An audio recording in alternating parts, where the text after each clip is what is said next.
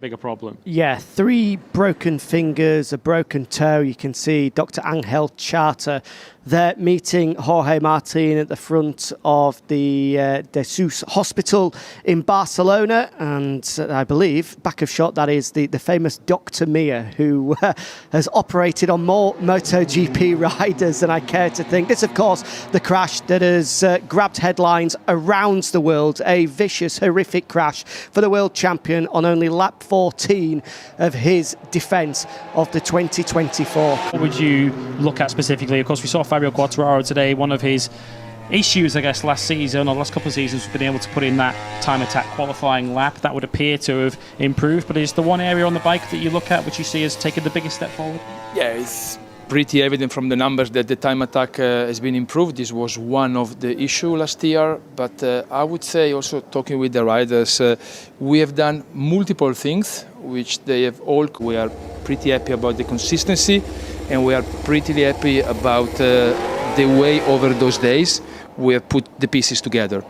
You mentioned the collaboration with Pramac. Of course, we've been speaking about that a lot in the run-up to this test, about how big a difference that's going to make to Yamaha. And now that we've seen it in practice over 3 days, or I guess more than that with the shakedown, just how big a difference is it making, and just how much is it helping you guys collectively? Yeah, for sure. We are not discovering it, we are experiencing for the first time.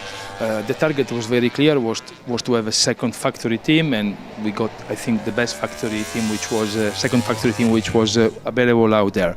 It has clearly positive impact on the data, but also it will help when we go home and we will start analyze and we keep developing. But for me, it was also interesting to see the dynamics between the rider, because every session, every day, every lunch, every dinner, somebody has done something better, or somebody maybe has a frustration area or adapt. So the dynamics also with the rider, I clearly felt is pushing all of them up and not down, of course. And this is also very interesting from a sport management. About the positive things, and of course very, very important for us also to hear negative comments as well.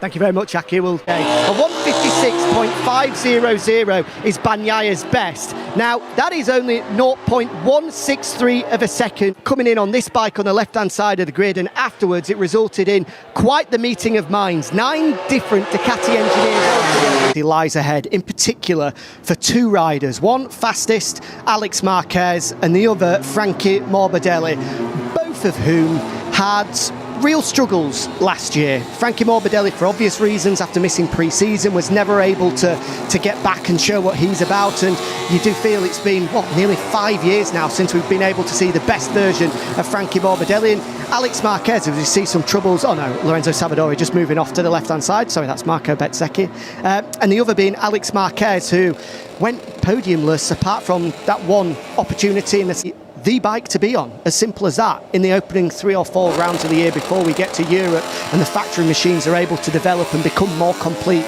The syllables are starting to gather real momentum, as is his riding as well. Yeah, it feels like it's a genuine relaxed confidence with Frankie Morbidelli, rather than a sort of resignation, which I think we saw at times. I mean, we did see him go out for a race simulation earlier on. What happened in the end? He just said, I stopped, which was a very simple answer to a straightforward question from Frankie Morbidelli. But certainly his race rhythm in the first half of that run was pretty comparable. Quicker, 57.8. Now, to put that into some kind of context, the fastest lap full stop in the sprint here in November, which Jorge Martin, I'm sure you will all remember at home, dramatically won to put one hand on the World Championship. The fastest lap on that day was a 57.8.